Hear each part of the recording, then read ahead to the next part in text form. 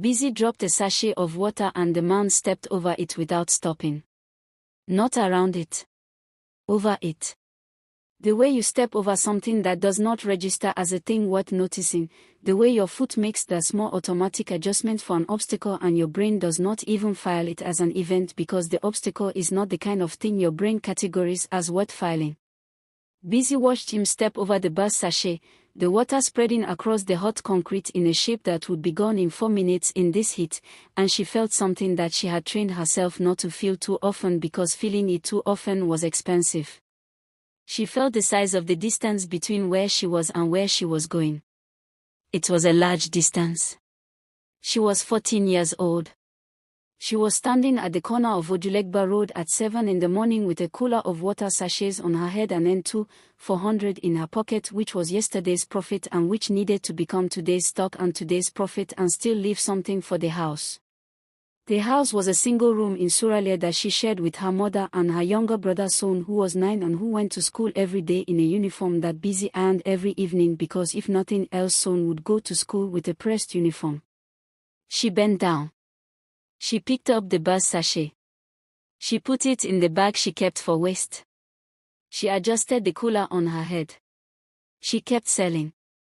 If you have ever watched someone carry more than they should have to carry and keep going anyway, drop a comment below. And if you are new here, subscribe right now, because what happens to Busy on this corner will change the way you see every person you have ever stepped over. Busy's full name was Abisola Oladipo. She had been selling water at the Ojulegba corner since she was 11, 3 years of the same corner, the same cooler, the same route between the wholesale depot 2 streets over and the spot between the bus stop and the filling station that had the best traffic for water sales because it was the junction where bus conductors shouted for passengers and passengers stood in the heat and heat made people thirsty. She understood markets. She understood them the way children who walk in them understand them, not theoretically, not from a textbook, but from the body up. From the legs that learned which side of the road caught the most sun in the afternoon and therefore which side people were thirstier. From the arms that learned how to balance a cooler at the exact angle that allowed maximum speed with minimum spillage. From the eyes that learned which passengers in which buses were the most likely to waver over in the last 3 seconds before the bus moved. She understood timing, pricing, positioning, and customer behavior. She had understood all of this since she was 11. She had not used any of those words for what she understood. She just knew. Her mother, Mrs. Comfort Oladipo, had worked as a cleaner at a private hospital in Suralere until the year Busy was 10, when the hospital had downsized and her mother's position had been among the positions that were no longer required. The hospital had given her 3 months severance pay and a letter of recommendation and the particular helplessness that comes from being capable and available and having no place to put the capability and availability. Mrs. Comfort had tried 3 other cleaning positions. 2 had not materialized. 1 had been in Oja, which meant 2 hours each way on public transport, which cost more than the position paid. She had started selling provisions from their room. Busy had started selling water from the corner. Between the 2 of them and the rent assistance from Busy's father's brother who felt responsible but not very responsible, they managed. The managing was tight and constant and left no margin for surprise, which meant that surprise, when it came, which it always eventually came, was a crisis. The surprise in the 3rd month of Busy's first year of selling was Son's appendix. The hospital bill was the kind of number that, when her mother read it, made her sit down in the hospital corridor and put both hands over her face. Busy stood beside her mother and looked at the number. She did not sit down. She looked at the number and divided it by the profit per day from the water corner and arrived at the number of days required to cover it, and the number of days was too many, and so she thought about the problem differently. "Mama," she said, "I need to borrow the provision stock money." Her mother looked up. "The capital," Busy said. "Just for 2 days. I will triple the stock and sell from the morning until night and return the capital in 2 days and put the profit toward the bill." "You cannot carry 3 coolers at once," her mother said. "I am not going to carry them," Busy said. I am going to pay Remy's son 50 naira to carry one and position us at 2 spots instead of 1. Her mother looked at her. You have thought about this, she said. Just now, Busy said, while looking at the number. Her mother gave her the provision stock money. Busy had the capital back in 38 hours and a meaningful portion of the hospital bill covered within the week. Son came home from the hospital. Busy went back to the corner. The day everything changed began like every other day. 5:15 in the morning.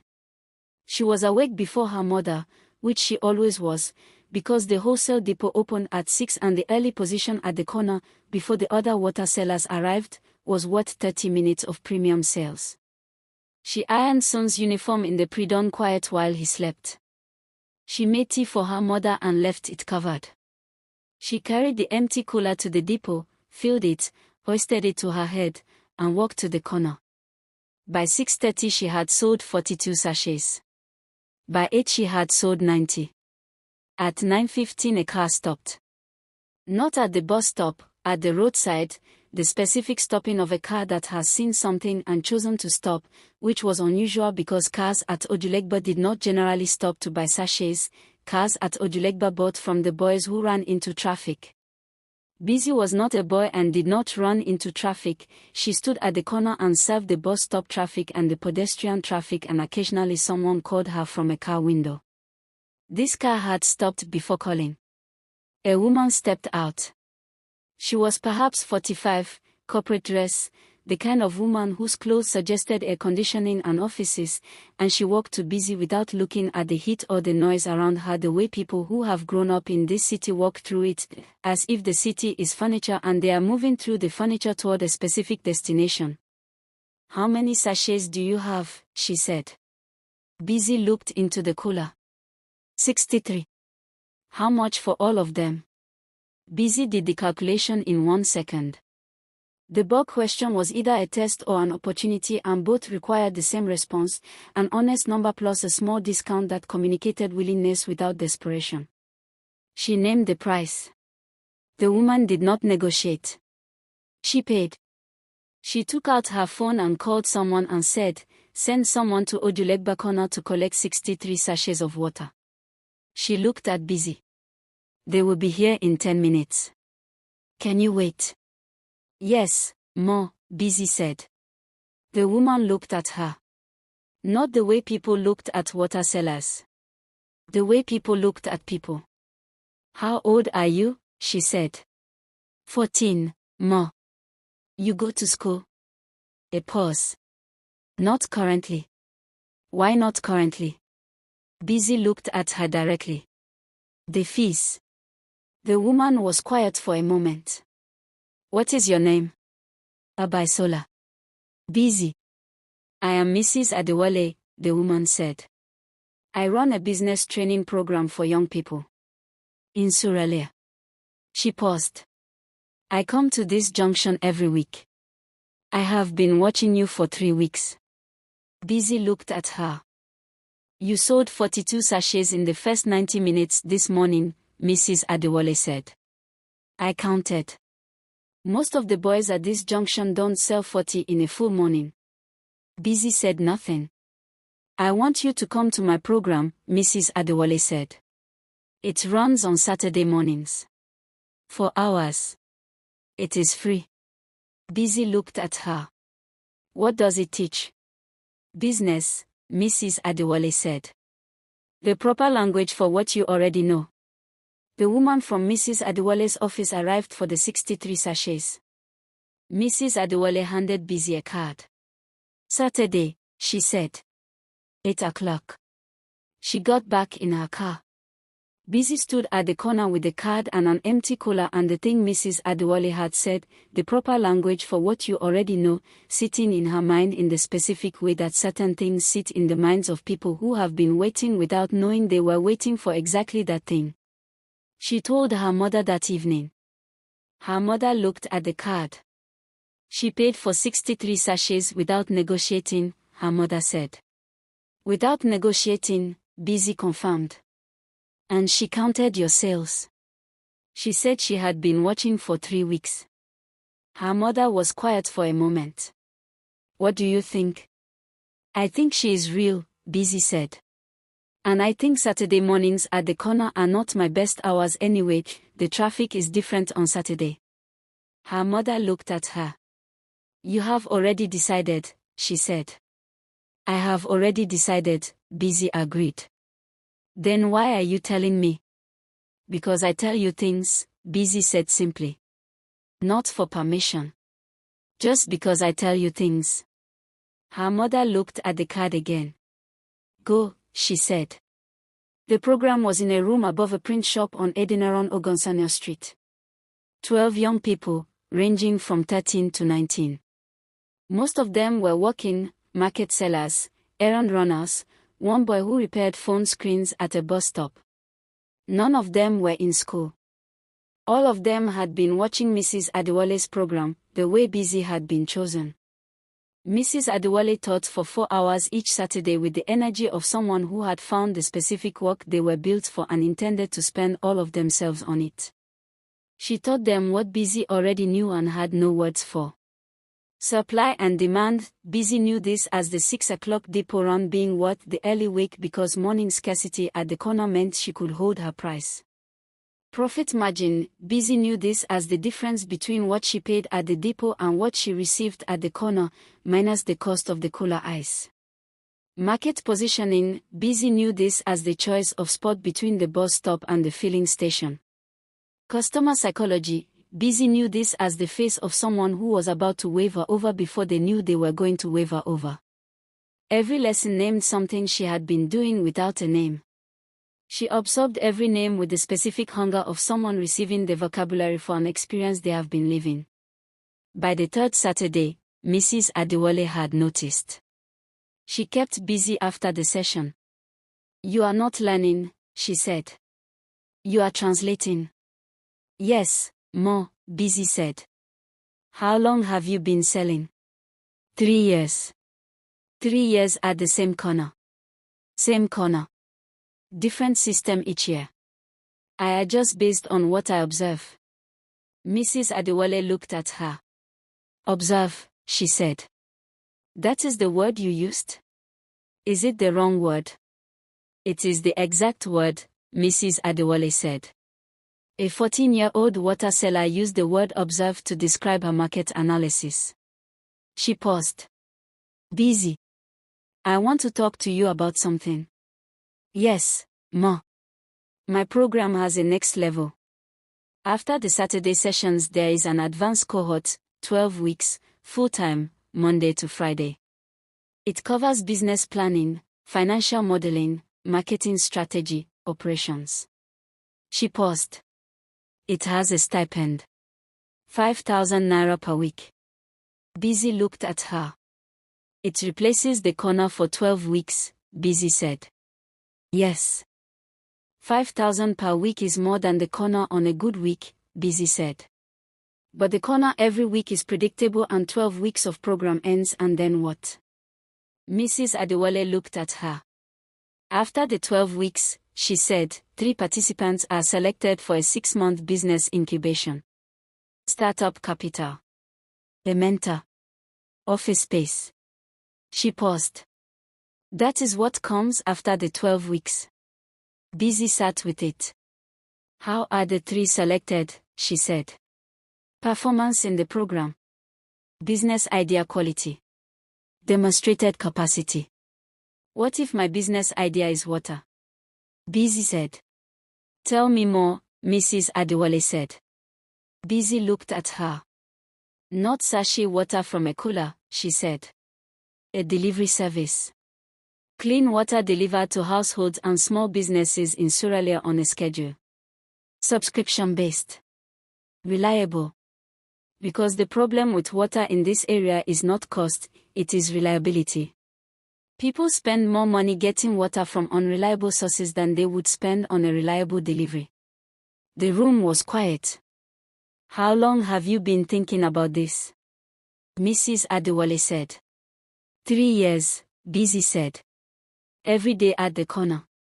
She went home and told her mother about the advanced cohort. Her mother listened. Full-time, her mother said. Monday to Friday. Yes. No corner for 12 weeks. No corner. 5,000 a week. 5,000. Her mother looked at the ceiling. The corner brings in, she started. Less than 5,000 most weeks, Busy said. Not all weeks but most. And after the 12 weeks? Possible incubation.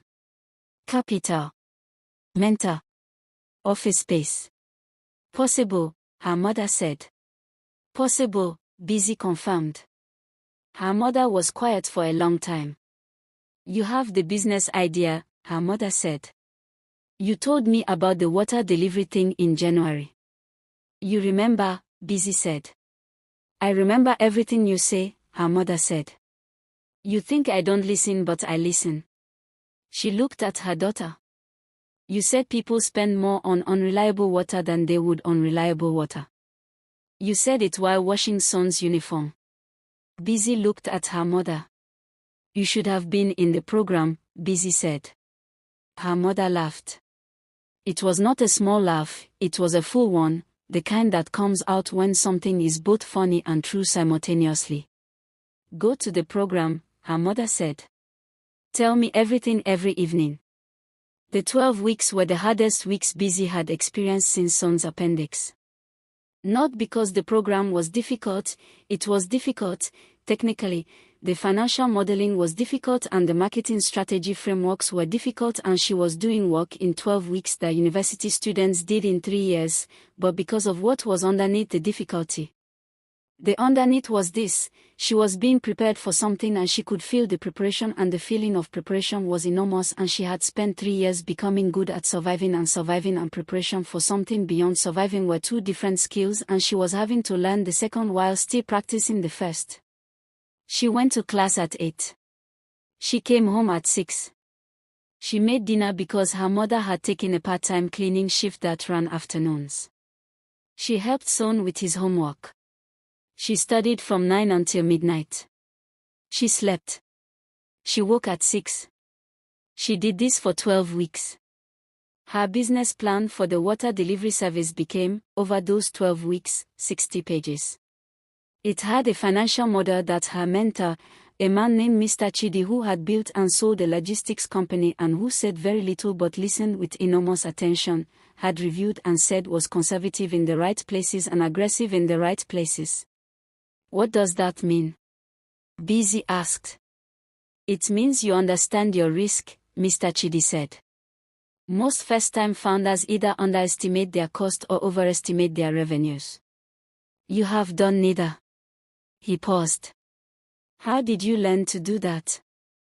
3 years of getting it wrong at the corner, she said. And adjusting. He looked at her. That is worth more than the business school version, he said. The incubation announcement came on the last Friday of the program. Mrs. Adewale stood in the room and named 3 people. Busy was the first name. She did not react immediately. She sat and heard her name and then heard the other 2 names, and then the room was making noise. Congratulations, the other 9 participants generous and genuine in their response, and she sat in the middle of it and felt the thing she had not let herself feel at the corner when the distance was too large to measure. Hope. Not the fragile kind. The structural kind. The kind that has been built from the bottom up and has a foundation under it. She called her mother from outside the building. I am one of the 3, she said. Her mother said nothing for a moment. Then she said, in a voice that was doing several things at once, come home. I am making jollof. Busy laughed. Mama, we cannot afford. I bought the rice last week, her mother said. I have been waiting for a reason. The incubation was 6 months. She built Okra out. Not that name at first, it started as Busy Water Delivery, which Mr. Chidi said was honest and personal but not scalable, and she understood scalable now and she renamed it. Okra out. Water delivered to your door, on schedule, reliably. She started with 8 households in Suralere. Her first delivery vehicle was a hand truck borrowed from the print shop below Mrs. Adewole's training room. Her second was a second-hand bicycle with a cargo attachment that she bought with part of the seed capital. Her 8th household became her 16th in the second month because one household told 3 neighbors and 2 of the 3 became customers. She hired her first person at the end of month 3. Remy's son, the same boy she had paid 50 naira to carry a cola the day of Son's appendix. She paid him significantly more than 50 naira. By the end of the incubation she had 47 household accounts, 3 small business accounts, and a monthly revenue that her mother looked at on the printed sheet and then looked at again. "This is every month," her mother said. "Every month," Busy said. "This is more than the hospital salary," her mother said. "By almost double," Busy said. Her mother put the sheet on the table. She pressed both hands flat on it. She looked at it for a long time. Then she looked at her daughter, this 15-year-old girl who had ironed a uniform in the pre-dawn quiet and carried a cola to a corner and picked up a bus sachet and kept selling and divided a hospital bill into daily profit increments and done all of it without ever once acting as though surviving was the final destination. "I should have done more," her mother said. "Mama. Let me say it," her mother said. "I should have done more. I watched you carry that cooler for 3 years and I let you carry it because I did not know what else to do, and that is true, but it is also true that you were 11 years old and the cooler was heavy and you should not have carried it." Busy looked at her mother. "The carrying is why I can build," she said. "I would not know what I know without the corner. I would not have the plan without the 3 years." She paused. "I am not saying it was right that I had to. I am saying that what happened did not only take from me. It also made me." Her mother looked at her. She said nothing. She reached across the table and took both of Busy's hands. She held them. They sat like that in the single room in Surale, that was slightly less single now because the incubation stipend had allowed a deposit on a 2-room in the same building, and outside the room Surale was doing what Surale did, continuously, and somewhere on Ojulegba Road the 6 o'clock water sellers were arriving at their corners and the buses were pulling in and the heat was beginning. She went back to the corner 6 months after the incubation ended. Not to sell. She went on a Tuesday morning with a notebook and she stood at the spot she had stood for 3 years and she watched. There was a girl there. 12, maybe 13. Cooler on her head. Moving between the bus stop and the pedestrian traffic with the specific efficiency of someone who has already learned which side of the road catches the most afternoon sun. Busy watched her for 20 minutes. Then she walked over. The girl looked at her warily, the wary look of a corner seller encountering someone whose intentions are unclear. "You have good positioning," Busy said. The girl blinked. "Between the stop and the filling station," Busy said. "That is the best spot." "How did you know?" "I watched," the girl said. "How long have you been here?" 4 months. Busy took out a card. Not Mrs. Adewole's card, her own card. Okwa out. Her name. Her number. "There is a Saturday program on Edinaran Ogunsanya," she said. "Free. It teaches what you already know and gives you the words for it." The girl looked at the card. "Who runs it?" she said. "A woman named Mrs. Adewole," Busy said. "Tell her Busy sent you." The girl took the card. She turned it over. "Read the back." She looked up. "You own this company?" "Yes," Busy said. "Okwa out?" "Yes." The girl looked at her. Then at the card. Then at the cooler on her own head. "You used to sell here," she said. 3 years, Busy said. The girl was quiet. "Come on Saturday," Busy said. 8 o'clock. She turned and walked away from the corner. Behind her, she heard the girl adjusting the cooler. Settling it back into the precise balance of someone who had learned which angle allowed maximum speed with minimum spillage. Busy walked back into the city. Some people see a girl with a cooler on her head and see a water seller.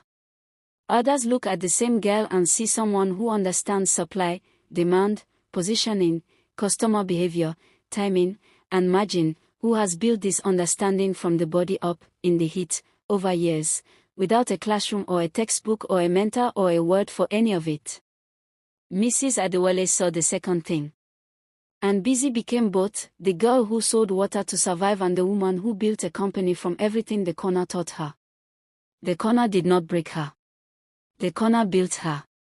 It was heavy and it was hard and she should not have carried it at 11 years old, and she carried it anyway, and what she learned from the carrying is the foundation of everything she built. That is her story. That is the whole of it. If this story reached a part of you that has carried something heavy and kept going, share it right now. Send it to someone who needs to be reminded that what they are carrying is not the end of their story. Drop a comment and tell us what your corner taught you. Like this video so more people find it. And if you are not yet subscribed, do it now, because every week we bring you a story about the people who were underestimated and what they built with the underestimating. The next story is already here. Do not miss it.